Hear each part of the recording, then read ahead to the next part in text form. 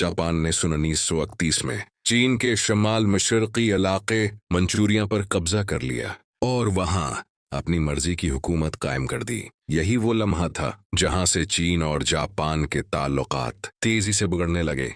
चंद ही साल बाद 1937 में दोनों ममालिक के दरमियान बाकायदा जंग छिड़ गई। मार्को पोलो बुर्ज का वाकया सिर्फ एक वाकया नहीं था, ये दबे हुए गुस्से और नफरत का धमाका था, और यही टकराव बिलाखिर दूसरी जंग अजीम तक जा पहुंचा। इसके बाद चीन और जापान के दरमियान नफरत, बदातुमादी और दुश्मनी की एक लंबी दीवार खड़ी हो गई। लेकिन तारीख हमेशा एक जैसी नहीं रहती।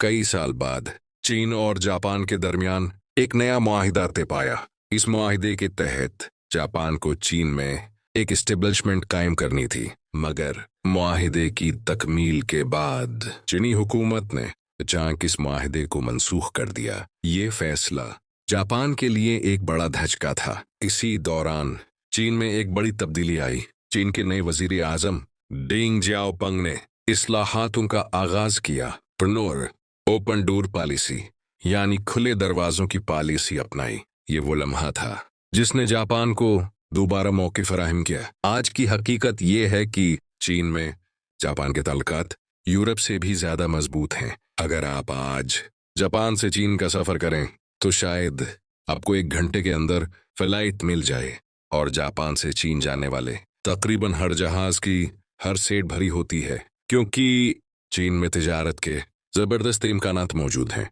जापान बखूबी जानता है कि ये माशी मौके कितना कीमती है, इसीलिए जापान ने एक खफिया माशी तजजिया करवाया और एक बड़ा फैसला किया।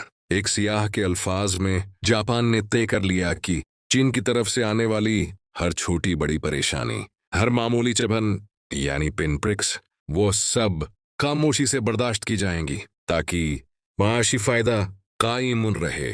1985 में टोक्यो में क़ियाम के दौरान रेडियो बीजिंग ने ऐलान किया कि चीन एक म्यूजियम बना रहा है। ऐसा म्यूजियम जहां तस्वीरों के जरिए ये दिखाया जाएगा कि जापान ने मादी में चीनी अवाम पर क्या मजालिम किए। यह म्यूजियम 1985 में खुलना था, यानी मार्को पोलो के वाक़ये को 50 साल मुकम्मल होने पर।